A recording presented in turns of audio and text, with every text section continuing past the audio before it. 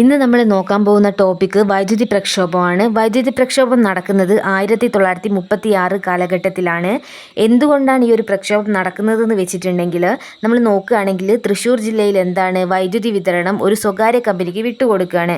അപ്പം അതിൽ പ്രതിഷേധിച്ച് നടത്തിയിട്ടുള്ള ഒരു ജനകീയ സമരമാണ് ഇതെന്ന് പറയുന്നത് വൈദ്യുതി പ്രക്ഷോഭം. അപ്പം ഈ ഒരു പ്രക്ഷോഭം നടത്തുമ്പോൾ അതിൻ്റെ മുന്നോട്ട് വെക്കുന്ന ആവശ്യങ്ങൾ എന്തൊക്കെയാണെന്ന് ചോദിച്ചിട്ടുണ്ടെങ്കിൽ ആദ്യം തന്നെ പറയുന്നത് തൃശ്ശൂർ ജില്ലയിലെ വൈദ്യുതി വിതരണവുമായി ബന്ധപ്പെട്ട് എന്താണ് ഒരു ഇലക്ട്രിസിറ്റി കോർപ്പറേഷൻ രൂപീകരിക്കണം എന്നാണ് പറയുന്നത്. അടുത്തതായിട്ട് പറയുന്ന ആവശ്യം എന്ന് പറയുന്നത് ഈ മേഖലയിൽ വരുന്ന ജോലികൾ എന്ത് ചെയ്യണം, കൊച്ചി രാജ്യത്തെ പൗരന്മാർക്ക് ലഭ്യമാവണം. അതായത് മറ്റുള്ളവർക്ക് കൊടുക്കാതെ കൊച്ചി രാജ്യത്തെ പൗരന്മാർക്ക് വേണം ഈ ഒരു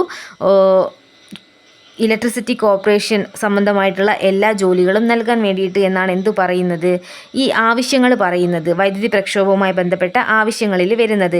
അപ്പം ഇതുമായിട്ട് ബന്ധപ്പെട്ട് ഈ ആവശ്യങ്ങളൊക്കെ കാണിച്ചിട്ട് എന്താണ് ദിവാന് നിവേദനം നൽകുകയുണ്ടായി. നമ്മൾ കൊച്ചിയിൽ ആ സമയത്തുള്ള ദിവാനെ നോക്കുകയാണെങ്കിൽ R.K. ഷൺമുഖം ചെട്ടിയാണെന്ന് കാണാൻ പറ്റും. R.K. ഷൺമുഖം ചെട്ടിയെക്കുറിച്ച് പറയാനാണെങ്കിൽ അദ്ദേഹം സ്വതന്ത്ര ഇന്ത്യയുടെ ആദ്യത്തെ ധനകാര്യ മന്ത്രിയാണ്. പിന്നീട് നമ്മൾ ഈ ഒരു നിവേദനത്തിനോടുള്ള അവരുടെ ഭരണാധികാരികളുടെ റിയാക്ഷൻ എന്താണെന്ന് നോക്കുകയാണെങ്കിൽ നിവേദനം എന്താണ് നിരാകരിക്കപ്പെടുകയാണ് ചെയ്യുന്നത്.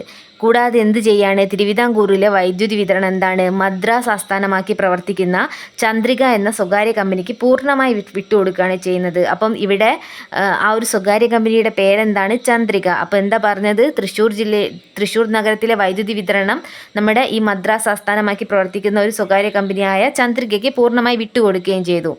ഇനി നമ്മൾ ഇതിലെ ഈ വൈദ്യുതി പ്രക്ഷോഭത്തിലെ പ്രധാന നേതാക്കളെ നോക്കുകയാണെങ്കിൽ ഇക്കണ്ട വാര്യർ, A.R. മേനോൻ, C.R. ഇയുണ്ണി ഇവരൊക്കെയാണ് നമുക്ക് കാണാൻ പറ്റുക.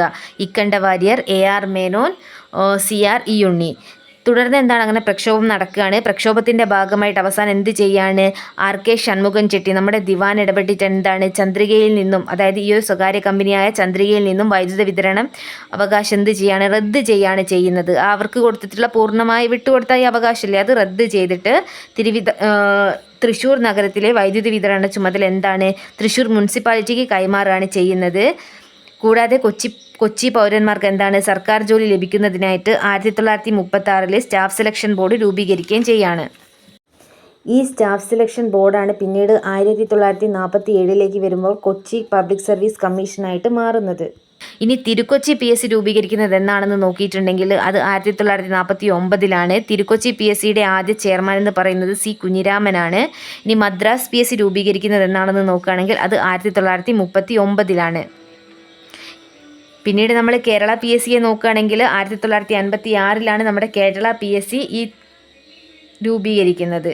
കൃത്യമായി പറയുകയാണെങ്കിൽ 1956 നവംബർ 1. ഇതിൽ വരുന്ന മറ്റൊരു ഇമ്പോർട്ടൻ്റ് ആയിട്ടുള്ളൊരു പോയിന്റ് കൂടിയുണ്ട്. നമ്മുടെ ക്രിസ്ത്യൻ സമുദായത്തെ എന്താണ് ദേശീയ പ്രസ്ഥാനത്തിൻ്റെ മുഖ്യധാരയിലേക്ക് ആകർഷിക്കാൻ സാധിച്ച സമരം ഏതാണെന്ന് ചോദിച്ചാൽ നമുക്ക് വൈദ്യുതി പ്രക്ഷോഭം പറയാൻ പറ്റും. മറ്റൊരു രീതി പറയുകയാണെങ്കിൽ ക്രിസ്ത്യൻ സമുദായം എന്താണ് ജനകീയ സമരങ്ങളിൽ പങ്കെടുക്കാൻ ആരംഭിച്ചത് ഈ ഒരു വൈദ്യുതി പ്രക്ഷോഭം മുതലാണെന്ന് നമുക്ക് പറയാൻ പറ്റും.